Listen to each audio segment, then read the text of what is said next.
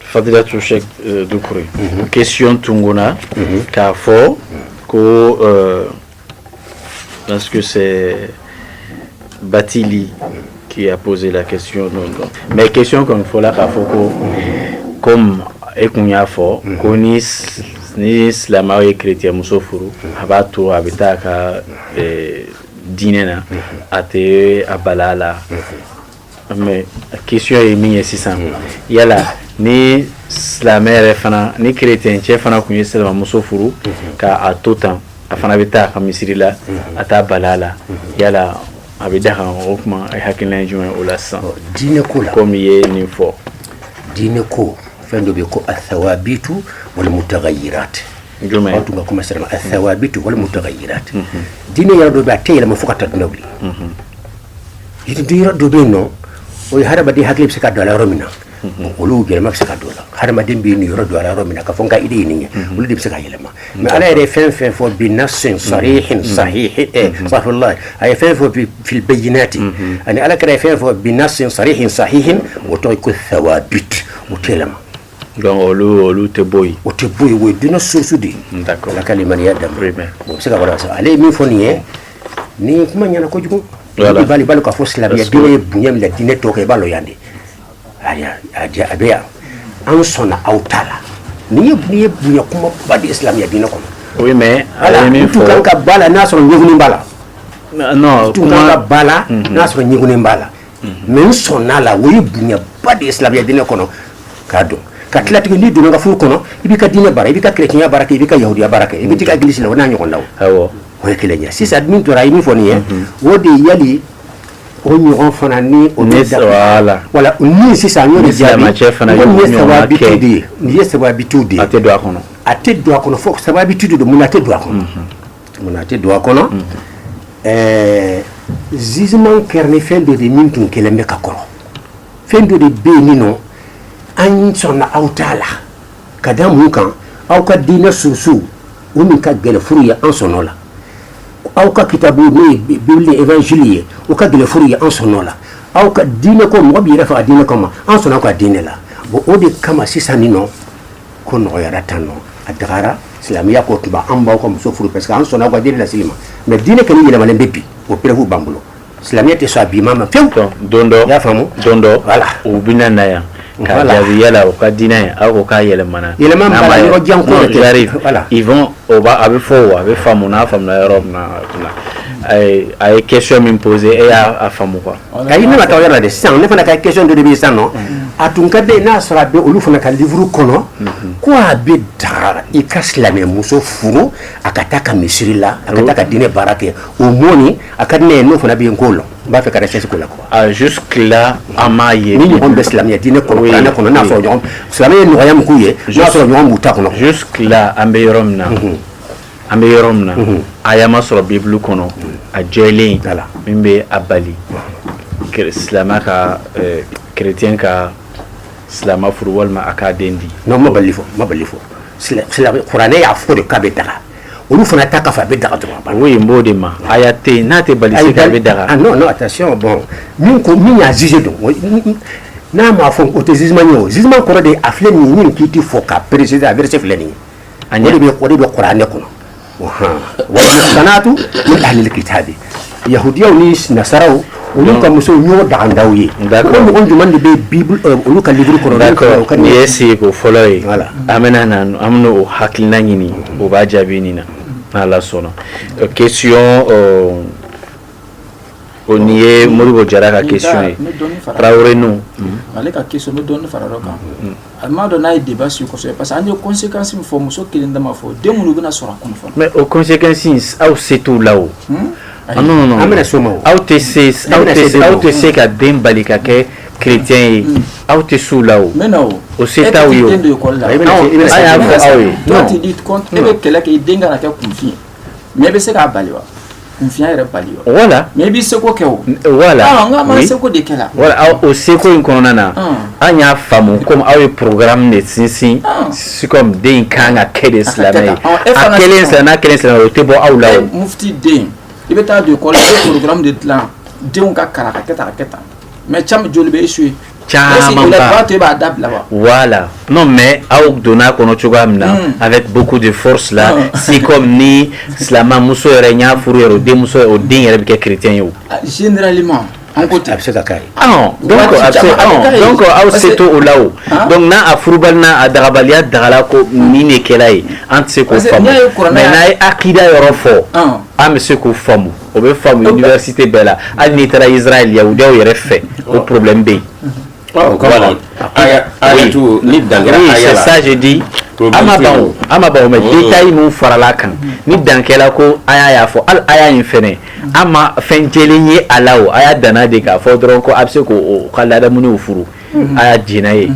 C'est-à-dire al slama mi malada mo eske ba mo bo furu. Al slama muso slama de yere na malada bu eske e ba furu. Et donc c'est là le problème, il faut qu'on se comprenne. On faut qu'on se comprenne. On a besoin de slammer Mousso Lana, Allié, Généa. Ah bon, naïf ou banana. Comme on banque à Tabou. Bien Miloka, on a bien Miloka. Ah ben, bon, ayons Fadila Toucher. À quoi il faut le deuxième. Voilà. À quoi Aba Foko, au lieu d'aller nous, à la côte donner qu'elle a. Aw yɛrɛ fana b'a fɔ ko dɔnnikɛla dɔw y'a fɔ ko o hukumu bɛ cogo di ne b'o jaabi oui c'est une question d'accord an balimakɛ fɛn dɔ bɛ ko référence o bɛ kɛ recherche bɛɛ la o de y'a ka di ne ye mɔgɔ ka to ka na livre ye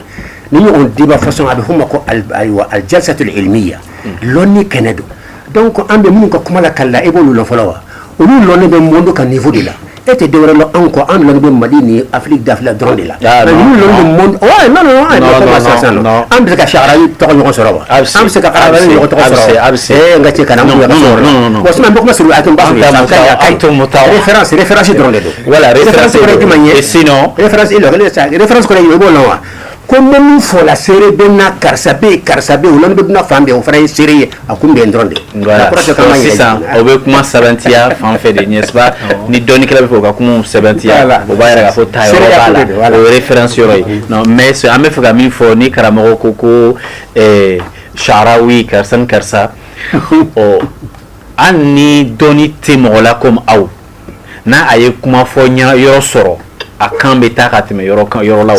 donc o de kama ni yɛrɛ bolo dara yasa aw fana ta ka taa a ka se ka dɔn ko boro bɛ la donc o sirilen tɛ dɔɔnin na quoi aw kalalen de don an bɛ fɛ ka nafa min na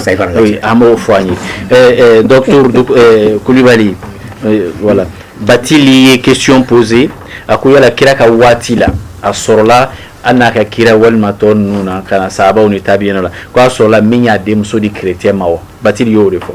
Est-ce que au Kela Chendo kuma jabu konana anye ode wala ka fo Quran ye min fo ala kira sallallahu alaihi wasallam ayo de wale Quran ma kuma minga ala kira yo to dibilay o kabina ala kira yo to dibilay ka ta odona fo bi abe sila mashima ide muso takadi chrétien mo donc o ya ala kira de ladege o ya to dibilay kada la ya donc o kela dibi kono koy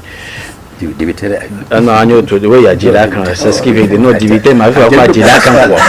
quoi nous Traoré va ka fo ko est-ce que je sais pas nous Traoré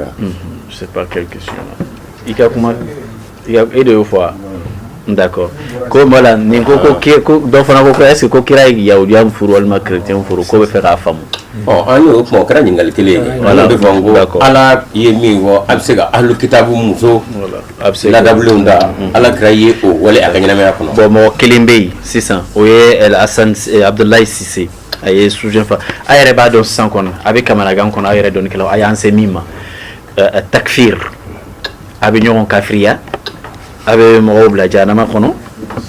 absola el watan fi azma jamana be kamaragan kono terrorisme ni fin chama akoni chrétien jugo yemi ye jamana kono bi ni chrétien kono nyama be ka nyashima bi idamule ne be safe mais ni dina silaman no nyama no fa be ga sema ikamana ganto do bu okumbe aw hakina juma ni fena do ne be ntuga no fe ka ye ko ni chien kisere jamana in kono kada aw ye jamana in ke chuka minna aw ba fo haramu a kelen b'a fɔ halala a b'a fɔ haramu a y'a bɛɛ don ɲɔgɔn na maliyɛnw yɛrɛ kamana gannenba de don bi bon sisan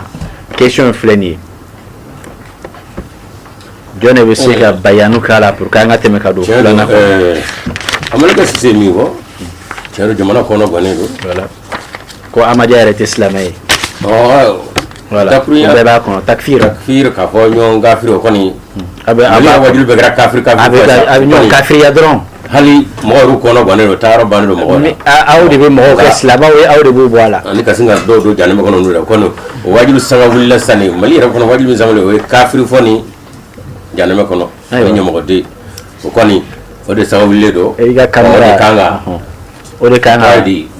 dɔnnibaw kan ka kuma fɛn min kɛ sisan muso wajulukɛlaw ka hakili sɔrɔ dɔɔni ka segin ka janɛmɛ datugu mɔgɔw ɲɛ dɔɔni k'Ala ka hinɛ jira o kɔni ye laɲini ye filanan i balima min n'a tɛ i ka taa sira la madame Ala kɛra ko jiribolo kelen in bɛna fara ale ye jiri kelen min dɔrɔn k'a bɛna fara fo 73 Ala kɛra m'a fɔ a si ma kafiri ne dusu wulilen ko dɔ ma ko kafiri ko da ko o ni bolofara tɛ kelen ye o tuma a bɛ n'a fɔ yala kɛra i ye fɛn min kɛ silamɛ e y'o kafiriya fo mɔgɔw dɔnnibagaw wajulukɛlaw ka miiri la Ala kɛra ko diinɛ bɛna fara 73 n'a fɔra jiri kelen bɛna bolo 73 kɛ e ko k'e bɛ bolo min na ko n'o bɔra tɔ ye kafiri ye ka sɔrɔ kabakisɛ kelen bɛ kɛ kabakisɛ 70 o tuma na fɔ dɔnnibagaw k'a faamu k'a fɔ tiɲɛ na o ye dusu ye an fɛ an ka segin an kɔ filanan silamɛ dɔnnibaw n'o ɲɛsinnen ma i kɔnɔ bɛ sin ka gan n bɛna bonya jumɛn k'a ye a n'a bɛna kuma jumɛn fɔ n ye ko o kɔnɔ bɛ n'i ye silamɛ dɔnnibaa natɔ ye i kɔnɔ bɛ i bɛna bonya jumɛn kɛ ne ka d'a kan a mɛ hadiya ɲini walima a bɛna don ko nka ni chrétien dɔnnibaa bɛ ɲɛsin ma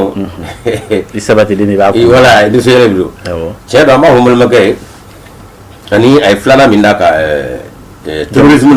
bɛ jamana kɔnɔ o fana bɛ silamɛw ka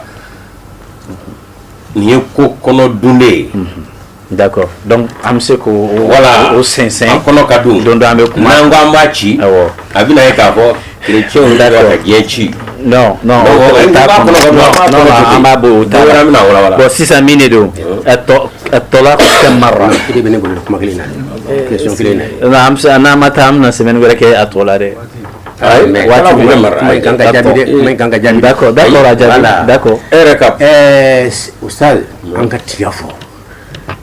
puissance ba dɔ de bɛ yen a b'a fɛ ka silamɛya kɛlɛ histoire la kɛnɛ kan ani dogo la a ye miliyari don a da fɛ hali ka ministère labɛn a kama ka silamɛya tɔgɔ ti occidentaux non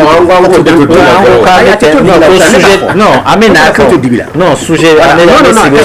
l'islam et le terrorisme an bɛ na o il y a islam et le terrorisme olu puissance labanna sisan n'o ye fɛn dɔ k'o ka jugu a tɔ bɛɛ fɔlɔ tun b'an kɛlɛ ka n'an coloniser ka kojugu bɛɛ kɛ na mais sisan u b'i to ni colonisation de don aw yɛrɛ ye dɔ kɛ d'accord i ka diya dɔɔni ko in na o de ka fisa ne tɛ yɔrɔ dɔ bɛ ne ma diya i bɛ jalaki dɛ d'accord minnu bɛ tiɲɛli kɛla fo ka yɛrɛ de parce que ni kuma b'a yira a bɛɛ taara silamɛw de fɛ karamɔgɔ de fɛ non kana fɔ ko latigɛ joona n'i y'o kɛ joona i ye ko ye ka silamɛya la sisan an ye min ye kɛnɛ kan o de don dɛ u tun b'i to u ka so de kɔnɔ u ka so kɔnɔ ka silamɛya diinɛ dirigeant da u b'u ka faransiw la u b'u ka yen fɛ u bɛ Mali diriger u bɛ Côte d'Ivoire diriger u bɛ Afrique jamana bɛɛ diriger aw ka président ka kɛ tan a ye loi kura in kɛ tan a ye nin kɛ tan o ye occidentaux de ye mais kuma tɛ occident kan ayi o de ye sababu ye non o de ye sababu ye non an ka di karamɔgɔ n'a ka kuma tigɛ n'a ko orient ani silamɛ n'a ko orient ani silamɛ o tɛ kelen ye o karamɔgɔ tɛ tiɲɛ la karamɔgɔ ka tiɲɛli kun b'o de fɔli ye a caman de bɛ sisan u tun bɛ n'an kɛlɛ o tɛ yen tuguni sisan u y'i diya ka karamɔgɔ caman sɔrɔ anw ka jamana kɔnɔ yan ka taa ɲɛfɔ u yɛrɛ fɛ yen ka miliyariw bɔ k'o taa i ka taa ka baara kɛ an banto an ka so kɔnɔ yan donc an ɲɛ bɛ tiɲɛli min na silamɛya la bi bi in na a source ye nin de ye a karamɔgɔbali minnu tɛ na kɛnɛ kan yen débat la a y'u wele ka na bɛɛ ka na an bɛ kɛ k'u wele an bɛ kɛ k'u wele n bɛna dɔn dɔn bon a sira de filɛ ka débat filɛ de filɛ ka kɛnɛ ye nin de y'a fira ye ala k'aw sara ni ala k'a dɛmɛ voilà a bɛ sigida min na o de les élites et le mufti kɛ misiri jɔw ye ka taa kɛ marasa jɔw ye nafolotigiw aw kan ka nafolo bɛɛ don fɛn min da fɛ o de nin ye san kuranɛ aya dɔ de bɛ a bilalen bɛ a baara daminɛ sisan san dama yɔrɔ sisan kalontigiw bɛ lebu sisan tiɲɛtigiw sɔɔni tiɲɛ bɛ ban donc a faamuna n'a sabatila o de don mais n bɛ fɛ ka fɛn kelen kɔni perepere latigɛ n'a fɔra ko orient Chark a bɛ yɔrɔ min na o ni islam o tɛ kelen ye n'a fɔla ko l'Occident le Gharb on est chrétien fana tɛ kelen ye au contraire diinɛ fila in bɛ wolola yɔrɔ kelen de la du kelen de kɔnɔ voilà o faamuna maintenant colonisation min fɔla n bɛ perepere k'a la o colonisation ninnu nana silamɛw kɔnna ka na o tagala ni mɔgɔ kelen kelen fila farafinw na 17 millions o taara ka t'u kɔbɔ yen fɛ o ye silamɛw de nɔ de ye ninnu fana nana yen fɛ o taara ni 11 millions de ye a ka jate jɔn de ka ca de 5e au 17e siècle. Comment tu as mais c'est c'est ça. Non, il est non, parce que tu as pas non, il y a colonisation des la force la il y a des dates farafina que nous nous voilà. Non, Ibn Khaldoun Kassir livre qu'on a livre bête tariq livre bête qu'on je te le dis, l'histoire de colonisation, les arabo musulmans, les dégâts minké, farafina. Histoire de la farafina, débat de l'histoire et de l'histoire de la farafina. Oh, non, c'est pour dire qu'il y a maintenant, Fadila Touchek, Yacoub, moi, amé de sujet, Nihaya Kono. الطلاق كم مرة؟ مرة تانية عندي تايو أمي مين؟ شيء فلاد سلامة ni semana gadron dawo inga odi do nga na anya me ko kira e frusa ko kilinge no kara tana e frusa e ko ba de daile atwan ko jabi jona ci yo ko ma afi no kan to do bina ni aturate abi cheni badu anzu kadaka waddo ami ina ko secrétaire kabli d'accord allez ko kama o yoruba nu fo ka pumaga ina fo ale qur'an aya minda la adri ma yufal bi wala bikum la adri ma yufal bi wala bikum non ça va bien ala créer dégrader ma bolo mami ni ala ati aya infam bo ere ka fo ko la chrétien de afo ba ka fo aru ka kirata do ere fem mi gala kiyama do ata do no fe dal be ni ke na bi qur'an kono qur'an kono ni dakurunya do fa na be qur'an kono fo wala ka di mo la wala les isuna wala ni musalli wala be selbawi aba qur'an kono na wala bala de ni ya dai ye janva ke d'accord kada ka fora de minu mi clo ke selba minu mi clo ke sella forati on ne ko te ko be qur'an kono chrétien je fa be qur'an kono nga fo chrétien ka do ni ni ngal ki afo ka fo o qur'an ke de ko innal ladzina amanu wa amilus solihati lahum jannatul firdausi mam niye limana muhammad la ko wali mo ngolu be aljina kono na fu mo firdaus don ya jabi oye ay o mo min dura muhammad no fen oui o muhammad kele kadda ku yakana ka fon da do mi kana mi ka awla kabiniye tawadu minni ambal makayo fo o yema jigi bina flana nabila isa ko tumna la sungurba buloyi sungurba muso yi bulo da akola o be dulu kala ga o ya ko jendo o ko sungurba muso do ako fanga indara ko fanga di mendara donc nabila isa nauzu billahi a tiya fanga kundara wa dalli mana fanga kundara ay kon ko fanga ta donc nura halakra akan dabura su na ya fubi na nyima do dika dabura ta ko suma ko sa donc ibi hakila salma ta kada kirado ni kira ne su ya fo ma salman do kana fo bi do ko o be kan nogale de kada kan nogale ti fo nogo atwali nogale ti fo nogo dabura ko donc nabila isa mi ho ne ba do mambe kirado na ni kuma su ka fo family waaw be ba do family mami ni ayo fo na mo wala kala ma nyumando o ko shetana bi ka fanga bi ma min talo kata ni muso ya bolo da ka wati wala o chetane shetana fanga tara so ba muso wala sisa ni ala kray no ala kray min naga qur'an ko ma min wali ma gol bal gina kono wala kray re ma tamio o be ala gina kono o jiran na ala fe wala kray to kalama o maintenant ni détail ne ba to o ga se ba bo o kalama wala e fana ba ko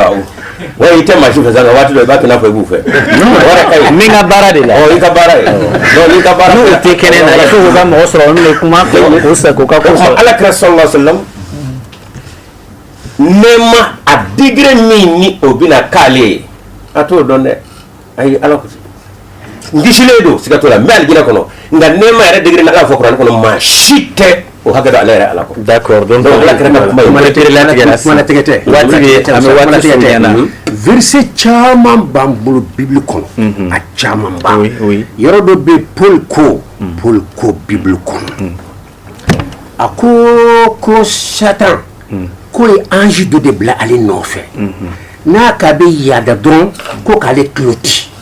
nin kuma ni danger belebeleba saba ne y'a bɔ a kɔnɔ hali n'o bɛɛ b'i bɔ hakili ta mais Paul ma deli ka Isa y'a ɲana yɛrɛ Paul ni Isa tɛ waati kelen mɔgɔw ye bon i ye kuma juguba fɔ sisan nɔ i b'a fɔ mun de fɔ ale chrétien tɛ sira la wa chrétien susu ale ka livre tan ani saba lettre tan ni saba o de bɛ a bible kɔnɔ o lettre tan ani saba ka karamɔgɔ wala non comme ale ko kelen man ka kalan ne kɔnɔ o de ka ayo datugu fɔlɔ ayo filanan min n'an balimakɛ y'a fɔ voilà a ye Sabila fɔ min na voilà ka Sabila nin ko a fɔ yɔrɔ est-ce que a fɔ yɔrɔ danger ba de b'a la voilà kada ka walan yajallahu lil mu'minina al kafirina sabila da be sura nasa yuna fa tugo mi na koroni fora na bina fola a koroni ngora koro yere walan fiu de ma se ni me question ina wa ni ale sare ko ma aya ini usa salo non akoni aya in ko o tambe ka dafu ka na haike ni aya ka se la wa fa ko sheikh ajiba non mais aka fa yara aka fa ma fana ka défense ke ka fo mo fa to tenga aye abi lebu do se silama mo wala to ko nga nga fa ni ka fa ya wa aka fo ya yani lo aka fo akora e alati c'est du fiu kafiru mo silamo ka to kuma ni muso taara di chrétien mo o kuma sedira chrétien ma musa muso kan aka kuma faamuya ne bo o ye ale ka faamuya de o ye ka sɔrɔ dakuruya lan diɲɛ yɛrɛ kɔnɔ bi diɲɛ kɔnɔ bi fanga bɛ jɔnni bolo aw ta ɲɛfɔ an ye fanga bɛ jɔn de bolo o kama n ko a y'a ye a fɔyɔrɔ tɛ nin ye wari ba kɔni bɛ makan ka da kɛ diɲɛ kɔnɔ bi puissance domination totale a bɛ chrétien de bolo k'a sɔrɔ a bɛ occidentaux de bolo l'occident soit des chrétiens silamɛ ka dɔgɔ non a bɛ occidentaux de ɲɔgɔn kɔnɔ ye han masalan non bon Amérique bi puissance la an k'a fɔ Amérique bɛ bɛn ye u bi baara kɛ fɛn jumɛn kan risiw fana bɛ la wa non i jɔ ka nin hali o risiw non ay ngolo bɛn n'an y'a ye k'a fɔ silamɛ jamanaw coronen don mun y'u coro silamɛw yɛrɛ coro anw fɛ ayi ko dɔnbaliya don nka puissance dɔ de bɛ yen maintenant ale ko sisan u bɛ ka n'an ka dɔnnibaa dɔw ta ka taa u kunkolo to fɛn dɔw la donc o ye domination de o ye se dɔ de ye k'a sɔrɔ ala ko lan kuranɛ kɔnɔ donc ça veut dire que o jugu min bɛ yen sisan o bɛ kuranɛ aya in o b'a bɔ a nɔ na voilà o kama tɛbɛ kɔrɔ dɔ de b'a la kɔrɔ dɔ yɛrɛ ka hakilina fɔ fɛnɛ de b'a la min ni o ma da kɛnɛ ka mɔgɔw ye bon o kɔrɔ ye jumɛn ye ni mɔgɔw y'a la o b'a k'a fɔ o kuma a ka kuranɛ ko ala ti se di ala ti se di kafiru mo silamɛw kan k'a sɔrɔ diɲɛ yɛrɛ kɔnɔ bɛ silamɛw ɲɔngirilen don kafiru ye bi d'accord bon sisan komi a yɛrɛ bi yan kɔrɔ min b'a la e bɛ se k'o fɔ an ye joona a fana k'a ka défense kɛ ka kɔrɔ fɔ non a ko kɔrɔ dɔ b'a la a m'a kɔrɔ fɔ fɔlɔ a ye tabiri de kɛ y'a ka faamu ko aya in t'a ka hukumu dakuruya sabilu voilà dalilu a b'o ta mais yan a bɛ mun yan fana a b'o de ta a ko diɲɛ kɛra cogo o cogo ni kafiri ni silamɛ sigira ka débat kɛ a b'a da tu la fo i yɛrɛ bɛ sɔn walima i bɛ ban nka i t'a to b'a fɔ jɔn wala cɛ in da ye cɛ in nka muru tira i n'a fɔ ta'alaw abna'akum wa voilà o kɔni kɛra cogo o cogo juma ye n'u ɲɔgɔnnaw abna'akum n'u nana n'u fana nana fana o bɛɛ ye spiritualité ye ni aya bɛ se ka don a kɔnɔ a bɛ se ka taa o kɔnɔ siga t'o la bon d'accord Oustaz Diabaté e ye représentant ye mun formé na Makan fɛn arabu Maroc institut Maroc fɛ e a y'a min fɔ i y'a min Muazu y'a fɔ ko aya in ko n'a taara o cogo kan ko i bɛ taa sɔrɔ tiɲɛna a fan bɛ gɛlɛya e ka hakilina ye jumɛn ye wala o Ustaz Muazu ka faamu ye voilà ana ahtarim ra'ayi inchallah o mabaya dɔ ye i y'a faamuya ayi ma fɔ k'a kɔnɔ dɛ min t'a de fɔ fana o ye a ka fɛn ye donc Sabilu bɛ sultan ta sultanan a b'o ta sultan o ye jumɛn ye o ye o bɛ domination fɔ impériale voilà o b'o ta donc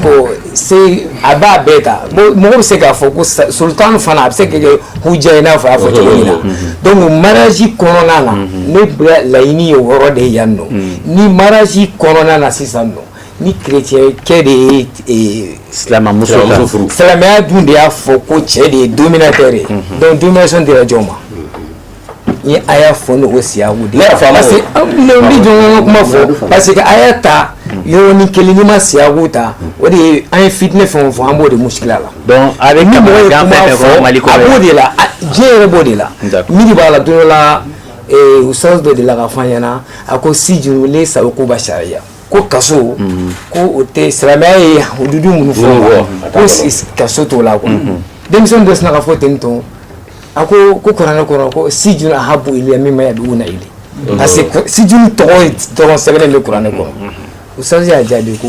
misluka tudammiru umma k'e kana hakilina kelen k'i bɛ se ka nation kelen détruire i bɛ se ka jamana ci ni faamuya fasugu ye donc an ka n'o faamuya an bɛ contexte min kɔnɔ ne a y'a jigin o contexte de la et puis k'a fɔ ko kafiru de kɛlen ka dominer kɛ non domination bɛɛ de b'a la ni nafolo ta bi nafolo domination kɛlan dɔ ye o fɛn bɛɛ mɔgɔw dominer diɲɛ na i na lisana la y'a tawa an ra'aw sagna nafolo diɲɛ na nafolo bɛ jɔn bolo min ka ta ka ca hakɛ la kɔlɔkɔlɔ yɛrɛ silamɛw bolo wa ninnu ta ka ca awɔ kɔlɔkɔlɔ yɛrɛ silamɛw bolo wa ninnu ta ka ca awɔ a fɔra ko 75% de l'économie mondiale vient de pays musulmans. Donc ça veut dire qu'aw bɛ mɔgɔ miliyari kelen mɔgɔ miliyɔn 700 ani 70 dama dama o ko san kɔnɔ ko ni tilan bɛ kɛ ka ɲɛ ko aw kelen kelen bɛɛ bɛ se ka 5,000 sɔrɔ. bon o tɛ domination dɔ ye wa. mais comme a tɛ se la. ayi n ka laɲini to yen a y'a fɔ saya de min kɔrɔ ne y'a fɔ siya muso n y'a fɔ aya kɔnɔ an bɛ furu kuma de la cogo min na a bɛna se ka kɛ domineli sababu ye et puis lan fana lan lɔgɔtigi la kuma bɛɛ ka lam kɛ zamakasari o tɛ lam bɛɛ tɛ ta'abidu ye lɔgɔ la o fana ye kuma wɛrɛ lan bɛɛ tɛ ta'abidu ye lan bɛɛ tɛ ta'abidu ye donc ne a y'a fɔ siya min na a bɛ jigin a kɔnɔ et puis ne kelen ka kuma tɛ han yɔrɔ o yɔrɔ chrétien ni silamɛ ka furu bɛ fɔ dɔnnibagaw bɛɛ bɛ nin aya in kɛ. mais i ye kɛ mɔgɔ kelen question posé k'i y'a fɔ ko Yusuf Torabi Hassan Torabi Hassan Torabi ko nin aya in ko parce que nasu tɛ lesa nasu mawudu parce que an b'a fɔ bi nas k'a fɔ ko chrétien muso kana furu silamɛ cɛ. an b'o ye kuranna aya si la o b'a ye o mafhumu de bɛ yen nɔ ko musirikatu de tɔgɔ fɔra donc a y'o fɔ ko musirikatu fɔra bi nas mais musirikatu la ko a mafhumu na ko chrétien tɛ don a kɔnɔ Hassan Torabi y'o fɔ i y'a faamuya mais nin ko chrétien furubaliya silamɛ ma a bɛ min kana kɛ sibu ijima a bɛ n'a fɔ dɔnnibagaw yɛrɛ bɛ nin kana bɛn a kan ne ale ka kuma tɛ parce que bi ma a daminɛ ni débat bɛ yen voilà i y'a faamuya donc et puis tatbigu fana n'o de ye pratique la an t'a ye fana ka fɔ diinɛ bɛ mɔgɔ mɔgɔ bolo ka fɔ silamɛya ghayra b'a la k'a b'a denmuso ta ka di est-ce que c'est pas parce que hakili nettoyer la ayi o dɔrɔn tɛ et puis kira fana ka tawjihu la a ka an ka bilasirali la a m'a fɔ a b'a yira an na an man kan den di chrétien parce que ala kira b'a fɔ an ye cogo di iza ja'akum man tardawna diinahu wa khuluquhu fazawwijuhu ni mɔgɔ nana o ma l'islam ayi an bɛ wuli fɔ n bɛ ka fɔ i bɛ jɛ n'a ka diinɛ ye an bɛ jɛ ni diinɛ jumɛn ye ala yɛrɛ bɛ jɛ ni diinɛ jumɛn ye waraditu lakum al-islam diinan donc ala bɛ donc ni a y'o fɛ k'a faamu de c'est à dire ni kuma ye an bɛ fɛ k'a faamu de a ko ni mɔgɔ nana aw fɛ n'aw jɛnna n'a ka diinɛ ye a ma fɔ silamɛ diinɛ a ma foyi fɔ a n'a jogo ni ne de ye chrétien ye ne de nana aw fɛ ni e personnellement e tɛ juguman dɔn ne na mais ne ma jɛ n'i ka diinɛ in ye o de la n t'a d'i ma ne ka khilafu i y'a faamuya donc n bɛ fɛ ka min fɔ Oustaz n bɛ fɛ ka min fɔ donc dakuruya diinɛ silamɛya ni chrétien ko tɛ ye dɛ n'a y'a dɔn dɔrɔn baara bɛɛ bɛ ɲɛ. d'accord bon amina. ne kɔni ka khilafu de caman tɛ. laissez qu'il termine d'abord. a b'a ka dɔn kafiriya ɲasi mɔgɔw la n ko ne tɛ taa o de fɛ débat la quoi donc ne ka khilafu tɔrɔ dɔrɔn de d'accord to yini fɔ ni a faamuyala de ne fana ka laɲini de ne yɛrɛ tobi a ta ne yɛrɛ cogo la insan ka ko ka nɔgɔn min yɛrɛ fana ne yɛrɛ fɛ ni ɲininkali min kɛra k'a fɔ khitabu dini k'a fɔ a bɛ ka mɔgɔw lasira ne yɛrɛ fɛ an ye parce que anw ka umma silamɛya ka problème caman ye nuhamilu nas akhtaan na an ka problème an b'a fɔ ko mɔgɔw de y'a kɛ mais tuma dɔ la an fana bɛ se ka solution ɲini a la donc an mago bɛ min na bi an ma y'a faamu ɲɛnama kuma caman na ni problème b'an da la an b'a fɔ problème bɛ jɔnw da la silamɛw da la bon an bɛ se ka fɔ alamusale si silamɛw bɛ ten africains bɛ ten an bɛ ten quoi ni problème b'an da la an b'a fɔ ko occident don ko tubabuw de don an b'o fɔ daima ni danna ko wa khayaliya donc hali a bɛ se ka kɛ a bɛ yen sa mais kuma bɛɛ o de y'an ka premier responsable mais souvent an yɛrɛ bɛ se ka solution dɔ ɲini an yɛrɛ la ni problème b'an da la nin ne fɛ khitabu dini de kan ka yɛlɛma diinɛ mɔgɔw kuma cogo de le discours religieux a kan ka yɛlɛma parce que i b'a dɔn sɔdura wale tɛmɛnen kɔfɛ n'o ye silamɛya génération fɔlɔ tɛmɛnen o jumɛn ye sahabaw ni tabiinaw kana se tabi ala kɛra ye kuru numu fa dɔ la saba mun fɔ les 3 premiers siècles de l'islam olu tɛmɛnen balabala nana don silamɛya la mais i nana ye k'a fɔ khitabu dini a nana kɛ fasugu fila ye tɔ ye ka to rad wa tɔ ye ka to ard dɔw bɛ yen olu ta ale b'a ka hakilina exposition de kɛ nin de y'anw ka hakilina ye diinɛ na nin de y'an hakilina ye diinɛ na i n'a fɔ misali la imam tahawi n'a bɛ akida fɔ fɔ naqulu fillahi mu'taqidan bi anna Allah wahidu la sharika la k'a fɔ a ka akida fɔ mun b'a fɛ hali a bɛ kuma a b'a fɔ wal mi'raju haqqun nin ye tiɲɛ olu b'u ta fɔ mais dɔw ta ye kana kɛ radu ye la naqulu bi haza man fa'ala haza huwa kafir mais a nana ye ɲɛfɛ minnu bɛ u ka hakilina exposé mɔgɔw nana o de ta kosɛbɛ ka tɛmɛ minnu bɛ mɔgɔw ta gosi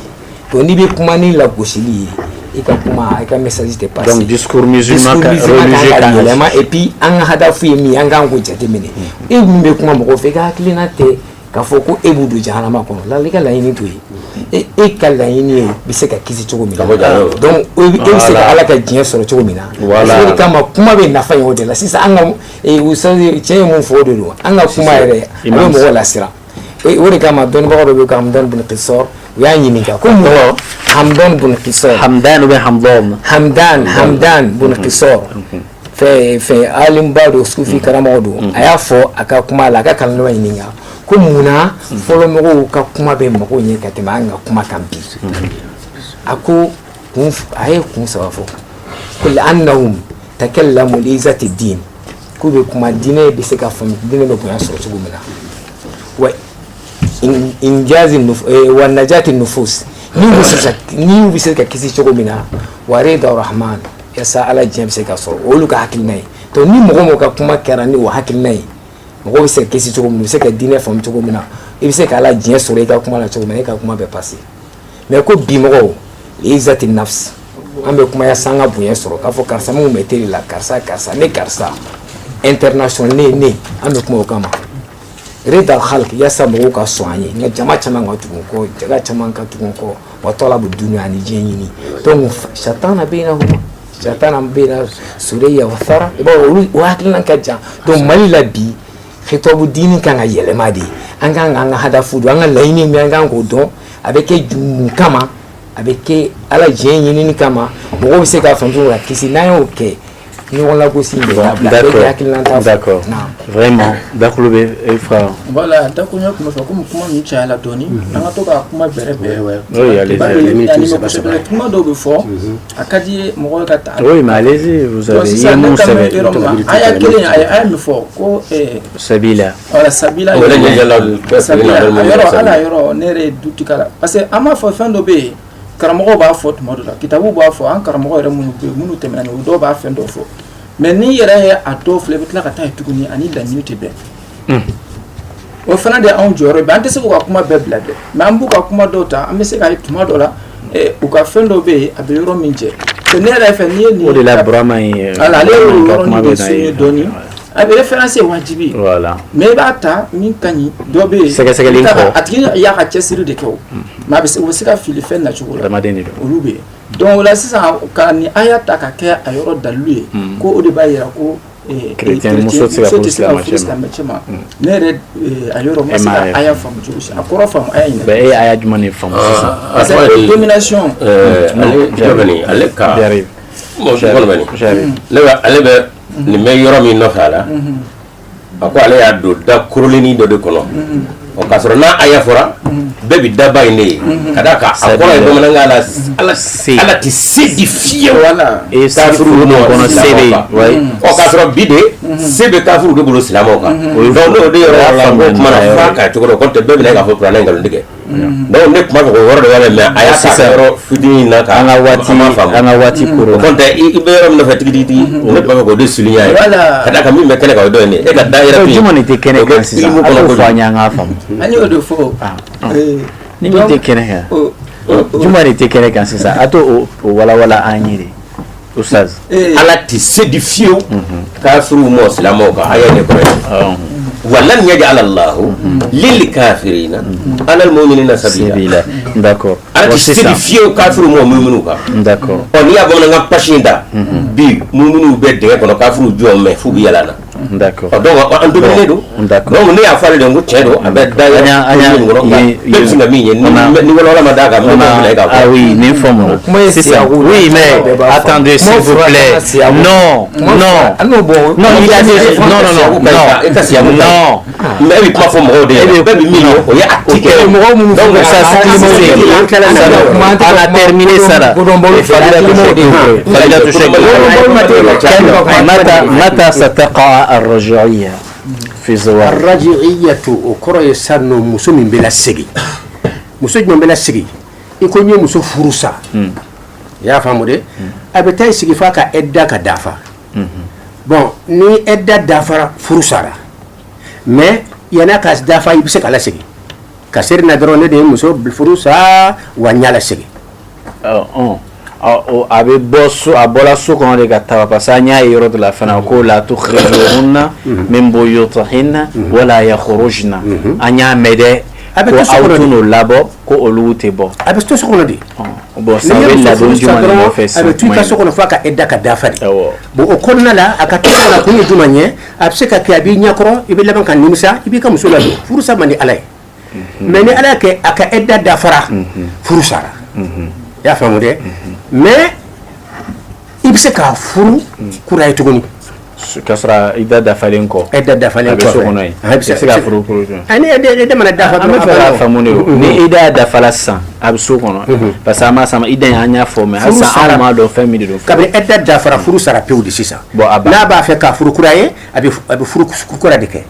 bon an y'a mɛn ko n'i bɛ fɛ k'a furu kura ye ko o tɛ kɛ fo mɔgɔ wɛrɛ b'a furu k'a furu sa ka sɔrɔ e ka segin o ye sabanan de o tɛ filanan ye mais الطلاق مرتان فإمساك بمعروف أو تسريح بإحسان donc furusa ye saba de ye quoi aw de don kɛ a ma filɛ an ye mara non an ye ayi ne ye ɲininkali kɛ talaqu kɛ marra an ka aya filɛ الطلاق مرتان voilà مرتان رجعت بس كفلنا من هودي فإمساك بإحسان أطمع فإمساك بمعروف أطمع يتشسر سفلنا نيكا مسوم نكوسبرة أو تسريح هو فرصة سبناي أطمع وي donc sisan ni mɔgɔ min ko n ye muso furu sa a y'o fɔ yɔrɔnin kelen na siɲɛ fila donc cartouche jumɛn de b'a bolo sisan khilafuba de bɛ yen voilà khilafuba de bɛ yen an ka sunamu an ka karamɔgɔ caman bɛ min kan furusa fɔlɔ filanan sabanan a bɛɛ bɛ jate d'a dan ma i y'a faamu mais karamɔgɔbaw nana sɔrɔ minnu ko non a hali n'a y'a saba fɔ i y'a faamu saba ka tɛ di ma a bɛ kɛ kelen pe de dakuruɲɛ kelen na o de da ka di muso la o de ni kuranɛ ka laɲini bɛ ɲɔgɔn ta n'o tɛ sisan nɔ a ka to i kɔrɔ ka waati kɛ o bɛ na bɔ a la le temps dilan furu min o da bɛ tugura ka ban i y'a bila a taara le temps nous est parti mais yamu tulata min bɛ na an b'a daminɛ الطلاق كمرة كجيجين كبان بيو نالا سونا le temps nous est ɲinɛna den minnu sɔrɔla oui an y'a fɔ den minnu sɔrɔla o duguba de ni kɔnɔ den caman sɔrɔla furusa fɔlɔ b'a sɔrɔ denw kuma ma ɲɛnabɔ oui o furusa tɛ don chrétien furusa tɛ chrétien ta ye o sisan an bɛ min den minnu sɔrɔla den minnu an bɛ na i b'a fila fara ɲɔgɔn kan ni paladenw na taa furusa joona an bɛ i b'a fila fara ɲɔgɔn kan ni kuma ka nɔgɔ an bɛ na o comme waati ko de sera sinon ma fɔ siɲɛ wɛrɛ yanni ka taa a b'a kɔnɔ a b'a la a b'a la yan an bɛ fɛ fɔ sisan ni den Bali kɔnɔ yan sɛbɛn dɔw sera an ma den hakɛda ninnu sɔrɔla bon o ye Bamakɔ n'a kɛrɛfɛ jamana ninnu mɔgɔ tɛ Mali mumɛ bɛɛ ye fɛn sɔrɔ dɔw sɔrɔla o fana an b'a ta ni hakili ye peut-être mun y'a kalanw kɛ erreur kɛra mais kalan dɔ kɔni kɛla a kan jateminɛ kɛla a kan ko a ko bɛ yen o b'a yira bon sisan n'u furula on a 7 minutes ɲɔgɔn na n'u furula ko denw sɔrɔla la denw cɛw bɛ kɛ cogo di sisan dakurunya kelen kelen na pour que an k'a cɛ est-ce que sisan ni mɔgɔ min an y'a ye ko silamɛya ma jɛ n'a ye comme a y'a fɔ mais a caman kɛlen de don o kɛlen de don ni min ye silamɛden furu sisan est-ce que o tiɲɛko bɛ cogo di ka sɔrɔ fa ye chrétien ye ba ye silamɛ ye den sɔrɔla kɔnɔ a bɛ fa tiɲɛ ta wa ou bien an bɛ jumɛn kɛ i ka ye cogo la. bon wallahu alam ne bɛ mun don tiɲɛ la la tawarusa bayna ahli millatain ni mɔgɔ minnu tɛ diinɛ kelen na. o ye arabukan de ye o ye hadisa de ye. hadisa de don. ka bɔ yɔrɔ jumɛn. hadisa de don. jɔn b'o fɔ jɔn y'a fɔ ko kira y'a fɔ. hadisa parce que mɔgɔ ye fɛn ko hadisa de i t'i kɔrɔsi dɔɔni. mɔgɔ caman ye fɛn fɔ ko kira y'a fɔ dɛ. mɔgɔw ye fɛn fɔ ko kira y'o fɔ caman ba ko kira ye hadisa miliyɔn caman fɔ an ye jatew minɛ vraiment kira ba ka jaabi dɔ d'a ye. docteur hadisa b'a bɛ muslimu kɔnɔ a bɛ Tirmizi kɔnɔ hadisa don mɛ. voilà bon ni hadisa kitabu tɔgɔ ma se ka fɔ la parce que daga kunkolo la fɛn caman bɛ yen. bien sûr an ye adamadenw voilà a bɛ muslimu kɔnɔ a bɛ Tirmizi kɔnɔ. oui mais bientôt a ye imamu de ye quoi a bɛ précision d'a ma fɛn dɔ la o b'an fana danganiya quoi. a faamulen don a ye min fɔ an n'ale ma se ka fɔ. sisan chrétien e fɛ a tɛ k'i ti tiɲɛ t'a t'u ni ɲɔgɔn cɛ dɛ. ne fɛ ka kuma mun fɔ ni ka fɔ ko den ni fa tɛ diinɛ kelen na tiɲɛ ta tɛ u ni ɲɔgɔn cɛ. tiɲɛ t'u ni ɲɔgɔn cɛ k'i voilà. a ye hadisa min fɔ o y'o de ye. donc est ce que kuranna kolo bɛ min b'a fɔ ko tiɲɛ t'u ni ɲɔgɔn cɛ. bon non kuranɛ bɛ tiɲɛ aya minnu fɔ a bɛ tiɲɛ tabagaw de fɔ. tiɲɛ tabaga jumɛn. minnu kan ka tiɲɛ ta minnu kan ka mɔgɔw tiɲɛ ta ni a fatura mais dɔnnibagaw bɛ fɛn fara tiɲɛ saritiw fɔ. k'i ka kan tɛ mɛn na ɲɛnama. tiɲɛ saritiw u b'a fɔ quoi pour que tiɲɛ ka kɛ u bɛ saritiw de fɔ a la.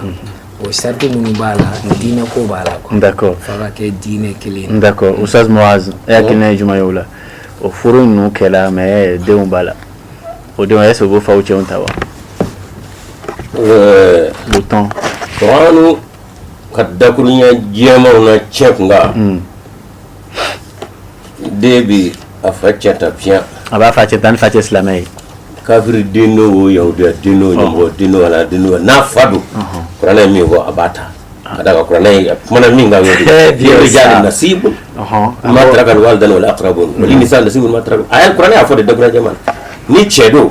cɛw bi a nin yɔrɔ u bangebaa fila n'o sara cɛw bi nin yɔrɔ sɔrɔ a la wa musow bi nin yɔrɔ sɔrɔ n'u bangebaa filaw sara walima u masuruyanbaw o ye kuranɛ ka dakurunya jɛ de ye. non a ye hadisa fɔ siga t'a la a bɛ na ne bolo yan kuranɛ min fɔ ne don o kuma. c'est que est-ce que hadisa in a bɛ kuranɛ sɔsɔ. ayi n'a y'a sɔsɔ ale fili kɛ n'ale y'a sɔsɔ ale de bɛ fili kuranɛ min fɔ a filɛ kɛnɛ kan ye. a ma sɔsɔ de. d'accord donc a ma sɔsɔ. a ma sɔsɔ. e hakilina ye jumɛn ye. sisan. bon ne hakilina na déjà den minnu don an ko furu mari kɔni o tɛ wa an bɛɛ ma bɛn o kan wa ka fɔ furu in. silamɛya ma. awɔ furu de kɔni. so ni silamɛ ma furu de kɔni den min bɛna sɔrɔ o furu kɔnɔ olu mari kɔni. d'accord an bɛ segin nin kan Oustaz. kuma suruma ye min ye halu min bɛ yen fa a bɛ dagaya ka wasiya kɛ ni fatura ni den min sɔrɔ nin ye mɔgɔ wɛrɛ fɛ diinɛ wɛrɛ mɔgɔ fɛ i y'a faamu o den nin ka d'a ma a kana tila a kana caya solution an b'o de ko leg voilà alwasiya n'o ma kɛ dun voilà bon ayi o de kan ka kɛ n'a sɔrɔ a bɛ fɛn dɔn a bɛ se ka kɛ parce a ma kɛ que ani fa tɛ ɲɔgɔn tiɲɛ ta a ko ba ko nasun khas ale ye min fɔ nin a tɔgɔ a nasun am i y'a faamu général modi nin ye mais an bɛ diinɛ min na pour que kuranɛ faamu f'an ka minɛ ala kira de la ala kira de dan'a yira k'a fɔ maa fila b'u ka diinɛ tɛ ɲɔgɔn ta u se ka ɲɔgɔn tiɲɛ ta parce que diinɛ de ka gɛlɛn tiɲɛ ye